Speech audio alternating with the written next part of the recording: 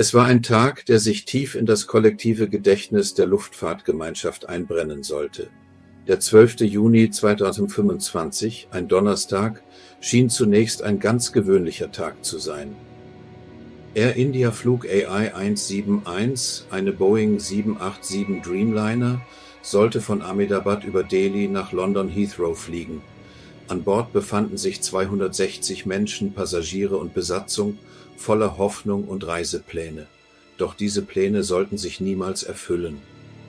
Das Flugzeug stürzte nur 1,2 Kilometer südlich der Startbahn ab.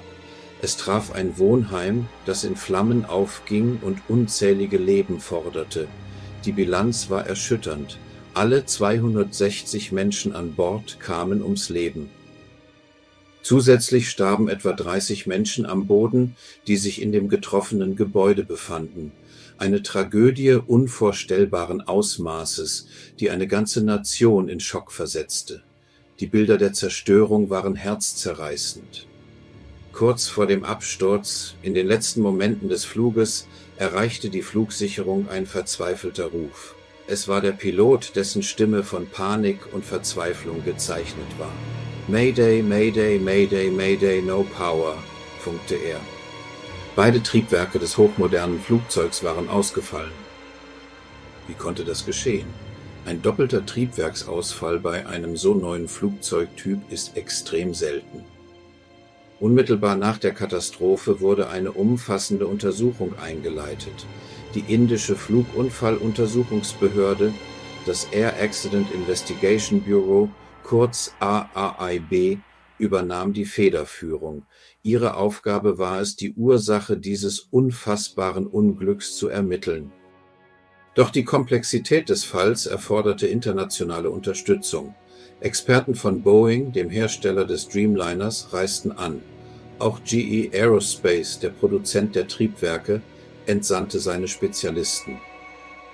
Die US-amerikanische NTSB, das National Transportation Safety Board, bot ebenfalls ihre Hilfe an. Britische Experten, bekannt für ihre Expertise in der Flugunfallanalyse, schlossen sich der Untersuchung an. Eine globale Anstrengung, um Licht ins Dunkel zu bringen. 4 Wochen nach dem Absturz, am 8. Juli, wurde ein Zwischenbericht vorgelegt. Er ging direkt an das Ministerium für Zivilluftfahrt.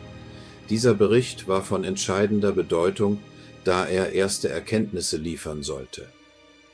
Interessanterweise wurde dieser Zwischenbericht nicht öffentlich zugänglich gemacht. Doch wie so oft in solchen Fällen sickerten die Inhalte durch. Informationen, die die Öffentlichkeit dringend erwartete, fanden ihren Weg an die Oberfläche. Diese Leaks nährten die Spekulationen und die Ungeduld. Was stand in diesem Bericht, das so brisant war, dass es nicht sofort veröffentlicht werden konnte? Die Gerüchteküche brodelte.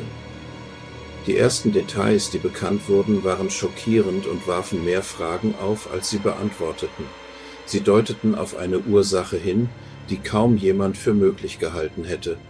Die Untersuchung nahm eine unerwartete Wendung. Der Zwischenbericht enthielt einige brisante Details, woran die Ermittler gearbeitet haben und welche Meinung sie vertreten. Eines der zentralen Elemente waren die Kraftstoffkontrollschalter, kurz FCS. Diese Schalter sind von entscheidender Bedeutung für den Betrieb eines Flugzeugs. Sie befinden sich direkt unter den Schubhebeln im Cockpit, leicht erreichbar für die Piloten, aber speziell gesichert. Sie steuern den Kraftstofffluss zu den Triebwerken. Man kann damit die Kraftstoffzufuhr unterbrechen oder freigeben. Diese Schalter sind mit einem Sicherheitsmechanismus versehen. Sie sind gegen versehentliches Betätigen gesichert. Man muss sie herausziehen und eine halbe Drehung drehen, bevor man sie in die Cut-Off-Position bewegen kann. Vom Platz des Piloten oder vom Co-Piloten kann man nur einen Schalter zur Zeit umlegen. Man kann die Schalter also nur nacheinander umswitchen oder beide Piloten müssen dies parallel gemacht haben oder eine dritte Person hinter beiden Piloten hat dies gemacht, sonst wäre die Behauptung des gleichzeitigen Ausfalls hinfällig. Das kritische Berichts ist schockierend. Beide Kraftstoffkontrollschalter wurden angeblich in der Cut-Off-Position gelegt. Das bedeutet, Die Kraftstoffzufuhr zu beiden Triebwerken war folglich manuell unterbrochen worden. Die Implikation dieser Feststellung war eindeutig: Wenn die Schalter auf Cut-off stehen, gibt es keine Kraftstoffversorgung für die Triebwerke. Dies erklärt den Triebwerksausfall beider Triebwerke, aber nicht die Ursache dafür. Ein weiteres beunruhigendes Detail betraf das elektrische System. Der Flugdatenschreiber, der sogenannte Black Box, zeigte einen Verlust der elektrischen Energie kurz nach dem Start, aber es ist vermutlich die Folge der Triebwerksabschaltung. Als Reaktion auf den Stromausfall wurde die Ram Air Turbine, kurz RAT, ausgefahren. Dies ist ein Notstromgenerator, der bei einem vollständigen Ausfall der Hauptstromversorgung zum Einsatz kommt. Sie liefert Notstrom für die wichtigsten Systeme. Die Kommunikation der Besatzung, aufgezeichnet vom Stimmenrekorder, dem CVR, war nur fragmentarisch. Es gab keine klaren Hinweise auf die genaue Abfolge der Ereignisse oder die Reaktionen der Piloten. Die Aufnahmen waren unvollständig oder schwer zu interpretieren. Es blieb unklar, wie geordnet oder panisch die Reaktionen der Besatzung waren. Diese Lücken in den Aufzeichnungen erschwerten die Analyse erheblich. Sie ließen Raum für Spekulationen und Unsicherheiten. Die Kombination aus den Schalterstellungen und dem Stromausfall warf drängende Fragen auf. War es ein technischer Defekt, ein menschliches Versagen oder gar eine absichtliche Handlung?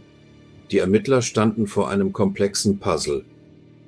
Angesichts der ersten Erkenntnisse wurden verschiedene Hypothesen aufgestellt und untersucht. Die Ermittler mussten jede Möglichkeit in Betracht ziehen, um der Wahrheit auf den Grund zu gehen. Nichts durfte ausgeschlossen werden. Eine der naheliegendsten Hypothesen war menschliches Versagen, ein Pilotenfehler.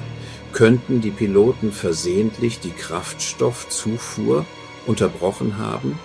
Angesichts der Sicherheitsmechanismen schien dies unwahrscheinlich, aber nicht unmöglich.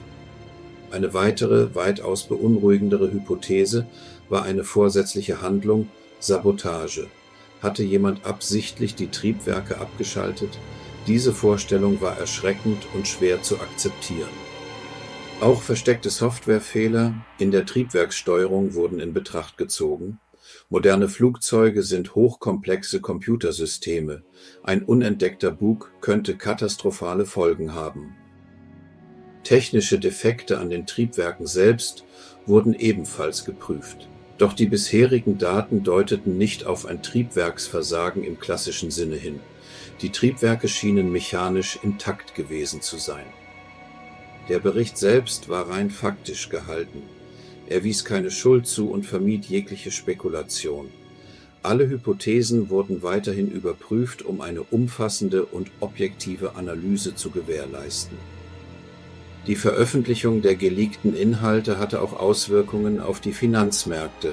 Die Aktienkurse der beteiligten Unternehmen reagierten prompt auf die ersten Erkenntnisse. Es war eine Erleichterung für die Investoren. Boeing, der Flugzeughersteller, verzeichnete einen Anstieg von 6%.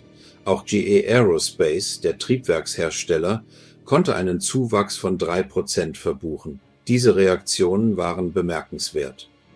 Der Grund für diese positive Marktreaktion war klar. Der Zwischenbericht deutete nicht auf strukturelle Konstruktionsfehler hin. Weder am Flugzeug noch an den Triebwerken wurden bisher Mängel festgestellt, die den Absturz verursacht hätten. Dies war eine wichtige Botschaft für die Industrie und die Anleger. Es schien, als ob das Problem nicht in der grundlegenden Konstruktion lag, doch die eigentliche Ursache blieb weiterhin im Dunkeln.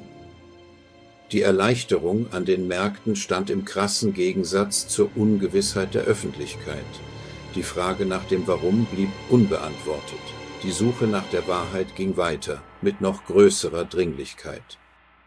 Gleich wird es richtig spannend, denn es gibt weitere Informationen, die euch nicht vorenthalten möchte, die vielleicht euren Kopf zum Explodieren bringt. Vorher aber, ich muss doch weitere 10 neue Abonnenten begrüßen. Pilot 2, 204, Alexander Dankel, Walter Tröger, Gerd Wilhelm, Lohokla, Flappo 84, Yoon Gant Bluesy, Michael Brandner, Borat Ali, Ruhr Picture. Danke, dass ihr dabei seid. Für euch mache ich diese Videos und ihr helft mit euren Abos dem Kanal sich zu vergrößern und daher danke ich euch für euren Support.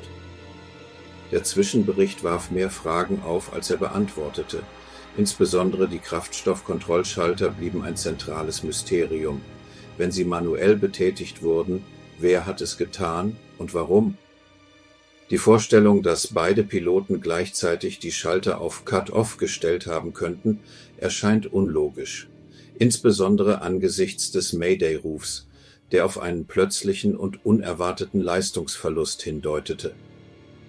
Wurden die physischen Konsolenteile mit den Schaltern in der Cut-Off-Position gefunden? Diese Detailfrage ist entscheidend für die Beweisführung. Die genaue Position der Schalter nach dem Aufprall ist von größter Bedeutung.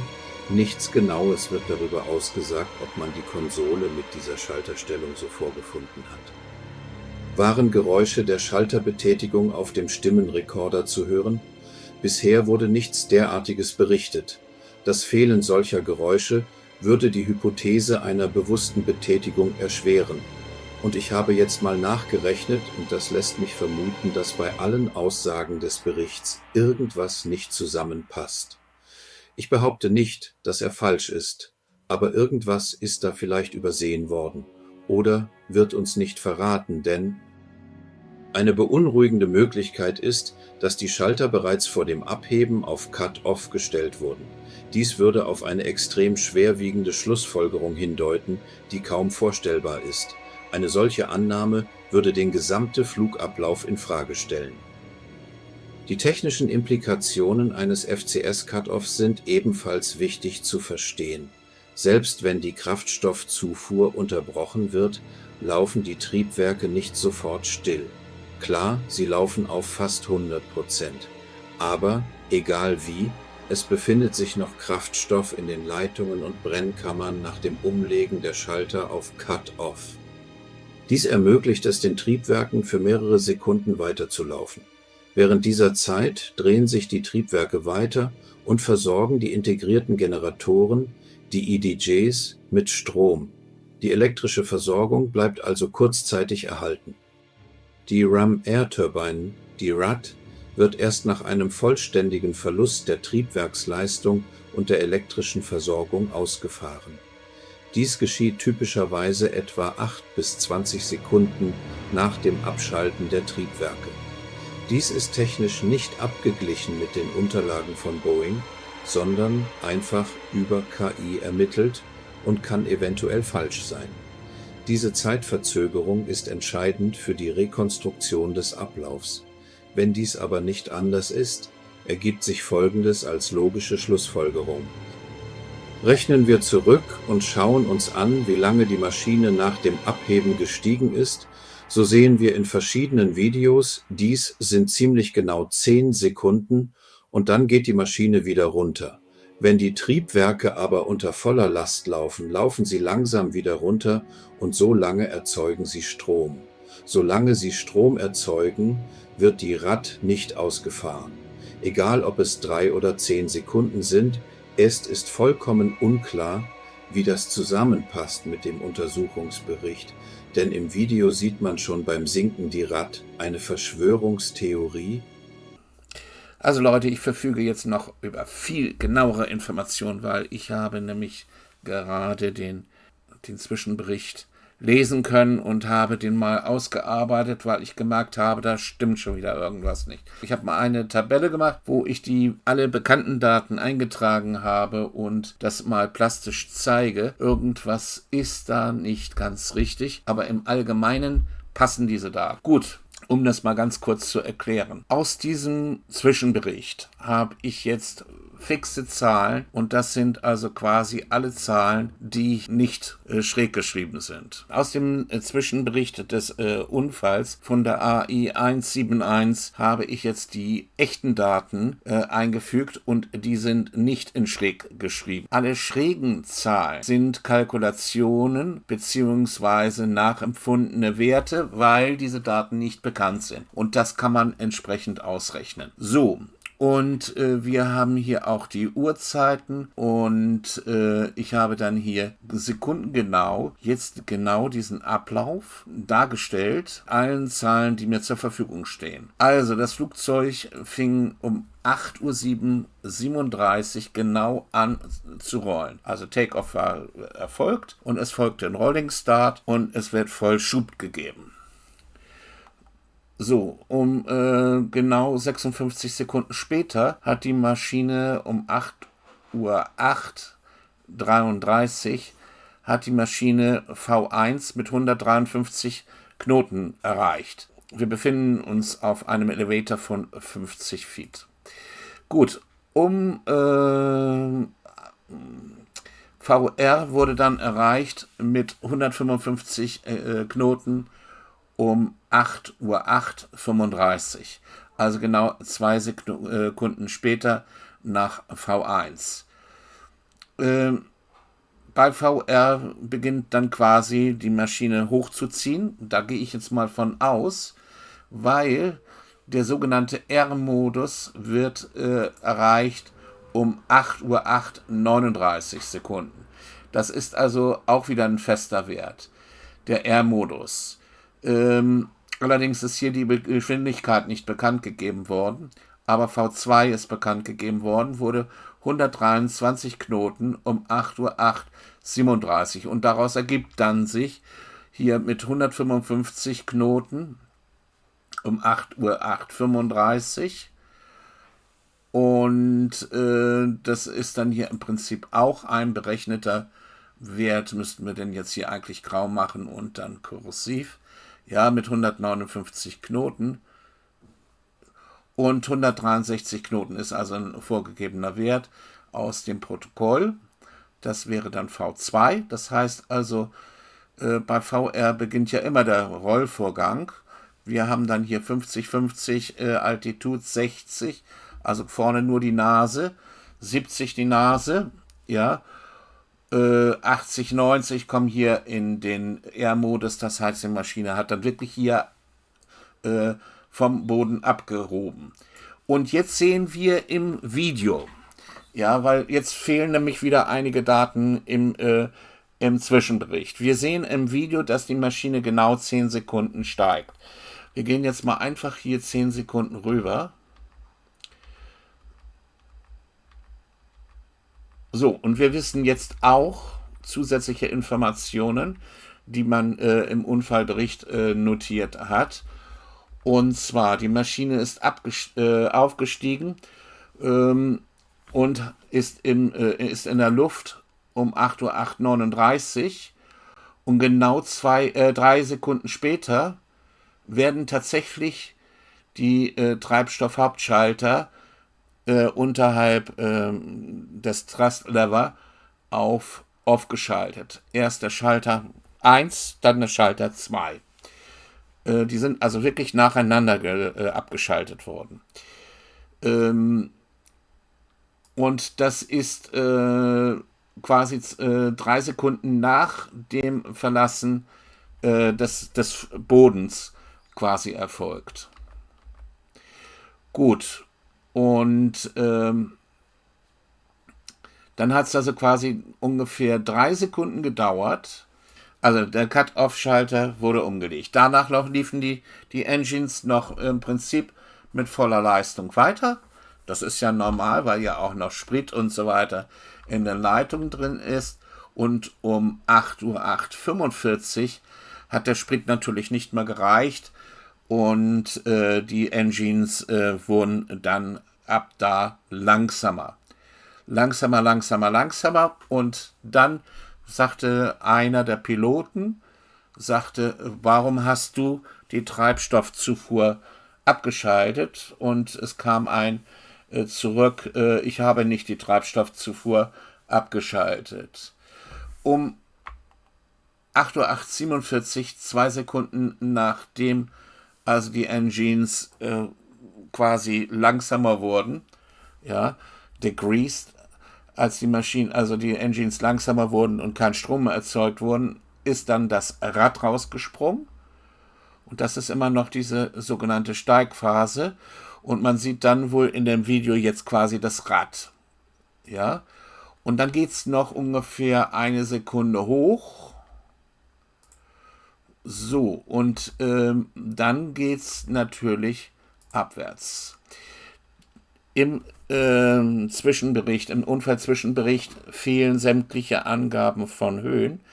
Die habe ich jetzt aus Erwartungshaltung quasi aus diesen ganzen Daten berechnet und sie quasi als sogenannte Erwartungshaltung eingefügt. Die müssen nicht hundertprozentig richtig sein, aber wir wissen, dass die Maschine ungefähr 550, 600 Feet oben war, nach 10 Sekunden. Die maximale Höhe wissen wir ungefähr. So, und da diese Daten im Zwischenbericht fehlen, kann man die quasi nur versuchen nachzustellen. Gut, wenn wir davon ausgehen, dass wir die Maschine 10 Sekunden hochgingen, so wie wir das im Video gezeigt haben, machen wir jetzt den Sinkflug wieder mit 10 Sekunden. Allerdings wird dann die Nase gesenkt. Der fliegende Pilot versucht ja quasi, die Maschine wieder in den Griff zu bekommen. Und danach muss er den Steigwinkel natürlich absenken. Ja, und das macht er dann auch. Wir sehen, dass hier die Nase wird hier gesenkt in unserem Bild. Und jetzt passiert der nächste. Es wird der erste Schalter wird quasi wieder von dem Idle-Modus für die Spritzufuhr auf Run umgestellt. Und das ist um 8:08:52 Uhr, 3 Sekunden nachdem, und dann 5 Sekunden nachdem das Rad schon draus war und ungefähr 6 Sekunden nachdem er zum anderen Piloten gesagt hat, warum hast du die Spritzufuhr abgestellt? So, jetzt frage ich mich allerdings hier, warum hat das jetzt 6 Sekunden gedauert, bis er wirklich diesen Schalter wieder angelegt hat? Wenn er jetzt aus dem Gedächtnis abspult, dann weiß er eigentlich, wenn er der fliegende Pilot ist, dass das Wichtigste eigentlich ist, die Spritzufuhr einzuschalten. Das ist dann allerdings ein wenig spät. Er hat dann auch 2 Sekunden später 2 Sekunden später wird registriert, dass die APU gestartet wurden. Das kann natürlich sein, dass er hier den Schalter für die APU schon 2, 3 Sekunden vorher geschaltet hat. Das dauert ja immer ein bisschen, bis die APU anläuft. Ja, und bis sie dann vollständig hochgefahren ist, das dauert ja auch etliche Sekunden. Aber gehen wir mal davon aus, dass er vielleicht sogar vor den Engine 1 die APU gestartet hat. Aber das ist die Zeit, wo registriert worden ist, dass die APU gestartet worden ist. So, und jetzt kommen wir hier, das ist die Zeit, 8:08:56, wo die Engine 2, also der zweite Schalter umgelegt worden ist für die Spritzufuhr. Das ist natürlich so eine Frage, nicht? Ob das sinnvoll ist, weil man dürfte jetzt eigentlich schon merken, dass man keinen Strom mehr hat, ne? So, gut, das Rad ist hier jetzt, fängt an zu laufen, heißt das hier, um 8:08:47. Da hat ja nicht viel Zeit. Ja, gut, also hier ist das geht runter. Und dann nimmt die Rad, okay, ich weiß dazu nicht, wann er genau die APU gestartet hat. Also, okay, kann man jetzt nichts genau sagen. Also vielleicht ist das auch noch rechtzeitig gewesen, vielleicht kann man nicht anders reagieren. Das mag ich jetzt hier gar nicht, darf ich gar nicht begutachten. Ja, ich bin ja nur ein Hobbypilot, ne? Also gut, lassen wir das mal. Also wir wissen nicht das echte Flugprofil, das wird also uns nicht aufgegeben.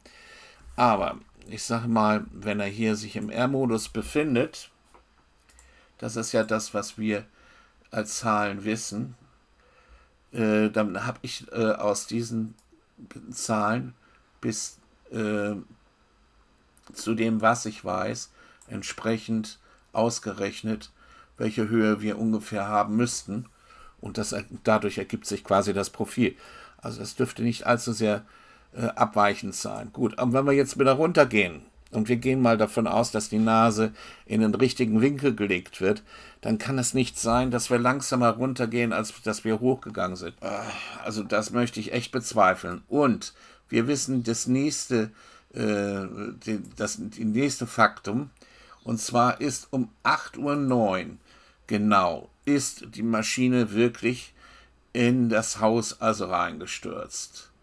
So, und wenn wir jetzt mal davon ausgehen, dass die Maschine weiter sinkt als 50, ja, dann bohrt sie sich ja in den Boden. Also habe ich ja jetzt mal gesagt, das ist jetzt rot. Also wir wissen wirklich definitiv, um 8:09 Uhr war die Maschine bereits in das Haus reingestürzt. So, und was jetzt kommt, das haut mich richtig um, weil der Zwischenbericht von diesem Unfall enthält eine Information, die einfach nicht richtig sein kann. Es heißt nämlich hier, um 8:09:05 Uhr, im Prinzip nachdem die Maschine in das Haus reingeknallt ist, ja, soll der sogenannte Mayday Call erfolgt sein. Ja, und das kann ich mir nicht vorstellen. Der Mayday Call muss also viel früher erfolgt sein und das passt nicht von der Zeit. Gut, natürlich sind überall Fehler möglich. Ja, das muss man jetzt nicht so ernst nehmen. Ja, vielleicht hat irgendwo irgendwas falsch protokolliert, aber das passt irgendwie nicht. Und ich meine, gut, wenn da, nehmen wir mal an, das ist ja nun eine ganz, ganz merkwürdige Geschichte. Wenn also hier über Voice also quasi aufgezeichnet wird innerhalb des Flugzeugs, warum hast du die Treibstoffversorgung abgeschaltet? Und der andere sagt, ich habe die nicht abgeschaltet, aber sie wird dann manuell eingeschaltet wieder.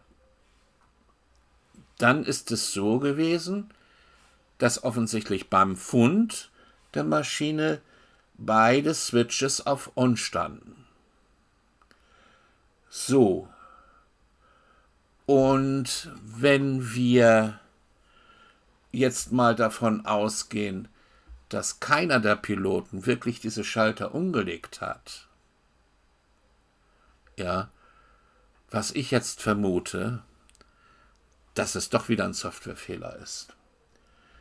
Diese Registrierung, dass die Treibstoffzufuhr abgeschaltet worden ist, es ist registriert worden, aber es ist nicht registriert worden, dass das an den Schaltern passiert ist. Das kann also genauso gut die Automatik gewesen sein, die also quasi hier das eingeschaltet hat. Oder nicht. Oder ja.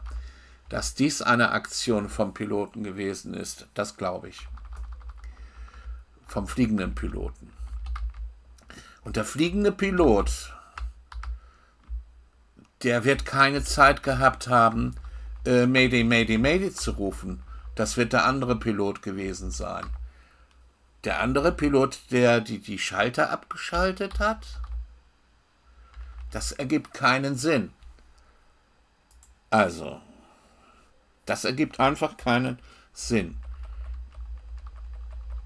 Also, was ich jetzt schon in meinem vorigen Video gesagt habe, die Switches müssen nacheinander abgeschaltet worden sein. Vorher war immer die Behauptung, die Triebwerke sind zur absolut gleichen Zeit ausgefallen. Gut, selbst wenn da eine Sekunde Zwischenzeit gewesen ist. Und das ist ein bisschen merkwürdig. Wenn also hier der fliegende Pilot, der hier die Nase nachher auch absenkt, ja, man hört ja nicht, man liest ja nicht, dass es auch einen Pilotenwechsel gegeben hat. Das steht alles nicht im Unfallbericht drin. Und wenn man das andere gehört hat, warum ein Pilot gesagt hat, warum hast du die Treibstoffzufuhr abgeschaltet, dann stelle ich mir die Frage, warum dann nicht irgendwo auch angegeben wird, dass ein Pilotenwechsel erfolgt ist. Also ein Pilotenwechsel ist offensichtlich nicht erfolgt. So, es ist also lediglich dokumentiert, dass der eine sagt, warum hast du abgeschaltet? Und der andere sagt, ich habe nicht abgeschaltet. Ganz merkwürdige Geschichte. Also, für mich muss ich ganz ehrlich sagen, also man kann jetzt kann darüber streiten, wie man will. Ja, ich sehe das nicht so, dass die Schalter manuell umgelegt worden sind. Das gibt keinen Sinn. Es gibt keinen Sinn. Das gibt auch keinen Sinn mit dem, wie gesagt, dass der Mayday-Ruf so spät erfolgt ist. So, also, ich meine, möglich ist grundsätzlich alles, ne? Also, es kann sein, dass ein dritter Pilot da drin gesessen hat oder irgendein anderer, der dann diese Schalter umgelegt hat, also ein Mitflieger, der vielleicht auch gar nicht zugelassen war, und der hat von hinten einfach die Switches umgestellt. Dann ist natürlich diese Fragerei logisch, das wäre dann klar. Die Schalter sind dann nacheinander abgestellt worden, das zeigt auf jeden Fall davon, ja, dass es eigentlich ein Pilot gewesen wäre, ne? Weil man die nacheinander abschalten muss. Man kann sie nicht gleichzeitig abschalten. Das schafft man nicht mit einer Hand. Ja, man kann mit einer Hand den einen Schalter umlegen und dann muss man mit der Hand den zweiten. Und das ist ja auch ungefähr eine Sekunde zwischen. Das schreibt ja das Protokoll. Ja, dass also eine Sekunde zwischen liegt. Also das passt eher. Also dass einer danach hintereinander die quasi abgeschaltet hat. Dann würde das wieder passen, ne? Aber wie gesagt, es passt eben nicht dazu, dass der Mayday so spät gegeben wird. Das würde bedeuten, der eine fliegt und der andere versucht irgendwie die Maschine wieder in den Griff zu kriegen. Ja. Und es fehlt auch der Rest der Kommunikation, der also nicht beschrieben wird, weil da muss Kommunikation gewesen sein, da muss gebrüllt worden sein oder wie auch immer. So nach dem Motto, ich fliege die Maschine weiter, kümmern du dich darum, dass die Schalter wieder einkommen oder was auch immer. Oder dass einer gerufen hat, start die APU beispielsweise. Ja, da muss ja irgendwas an Sprache erfolgt sein. Also so ist das irgendwie ein bisschen unlogisch alles. Gut, also das ist das, was ich aus dem Unfallbericht hier jetzt in ein Excel übertragen habe. Und ich werde dieses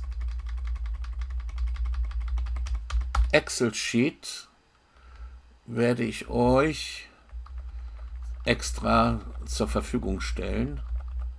Da muss ich mir mal was überlegen, wie ich das mache.